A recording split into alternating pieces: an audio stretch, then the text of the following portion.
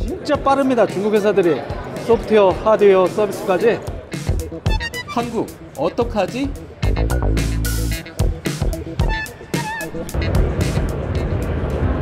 CES가 공식 개막했습니다. 이곳은 개막 첫날 사우스홀인데요. 오는 10일까지 관람 행사가 진행되는데 사실 지난 5일부터 CES는 시작됐다고 볼 수 있습니다. CES는 매년 자체적으로 혁신상을 수여한 기업들을 참여시키는 언베일드 행사를 진행해 왔는데요. 이들 기업들이 미디어를 대상으로 기술과 제품을 먼저 공개하는 행사입니다.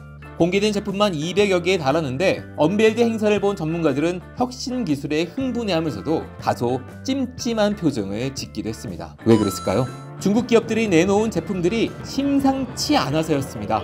작년만 해도 중국 기업들이 그렇게 기세를 떨치지는 못했습니다. 2010년대에 들어서 CES에서 새로 돋보인 국가는 한국이었죠. 당시 세계 가전 시장을 석권한 삼성전자와 LG전자, LCD 패널 기술 발전과 스마트폰 개념을 들고 나오면서 주목을 받았습니다. 아이폰 등장으로 터진 모바일 시대에 빠르게 성능과 디자인이 좋은 스마트폰을 만들어 각광을 받기도 했죠. 그런데 중국이 IT 굴기를 시작하면서 약진했죠. 중국에선 2018년만 해도 CES에 1,550여 개 업체가 참가해 역대 최고치를 기록했습니다. CES 전체 참가 기업의 3분의 1 이상을 차지할 정도의 규모였는데요. CES가 중국판이 됐다라는 곱지 않은 시선도 있었습니다. 그러나 코로나19 팬데믹 사태 여파 속에서 중국 업체 참여가 급감했는데요. 미중 갈등 여파도 있었습니다. 예전에 큰 부스를 차렸던 화웨이 같은 기업들은 이제 찾아볼 수 없게 됐는데요. 미국 당국의 제재를 받는 중국 주요 기업들이 CES에서 자취를 감추게 된 것이죠. 작년에만 중국에서 1,100여 개 업체가 참가해 수적으로는 많이 회복했지만 기술적으로 주목도가 그리 높지는 않았습니다. 그런데 이번엔 말이죠. 언베일드 행사에서부터 중국 기업들이 어찌나 많은지 심천, 중국의 IT 심장부죠. 심천에서 왔다는 편말을 내세운 중국 기업들이 줄을 이었습니다.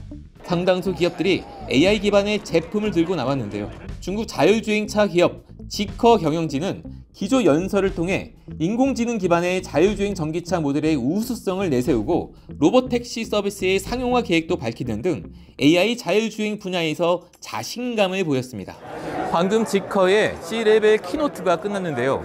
이 행사장은 좌석이 한 100석 정도밖에 안 되는 좁은 공간인데 200명 정도가 몰려들어서 지커의 발표를 지켜봤습니다.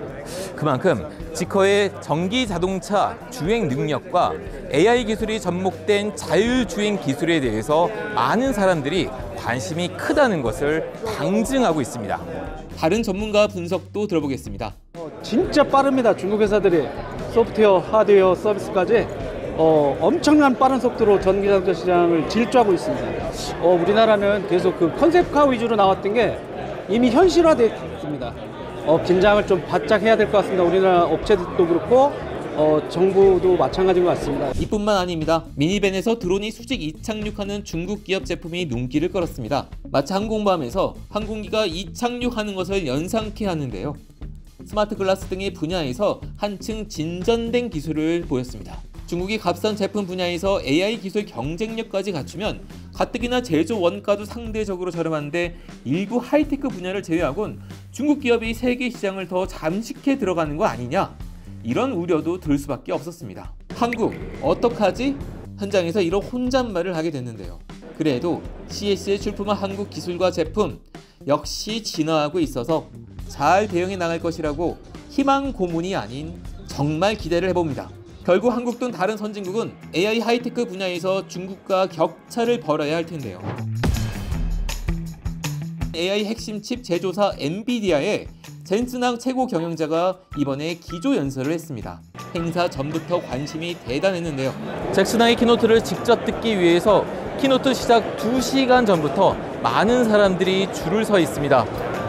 젠슨 황은 AI 개발 플랫폼 코스모스를 출시해 로봇 분야의 주요 플랫폼이 되겠다고 포부를 밝혔습니다. 반도체를 제조해 다른 서비스 기업을 판매하는 B2B 기업이 플랫폼까지 뛰어들겠다고 하는 건데요.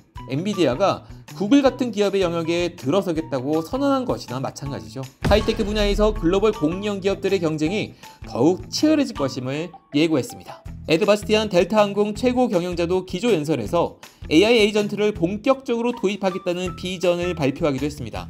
AI 에이전트, AI 플랫폼 경쟁이 더욱 불을 뿜을 것으로 예상이 되는데요. 한국 기업, 한국 경제, 지금 어디쯤에 있을까요?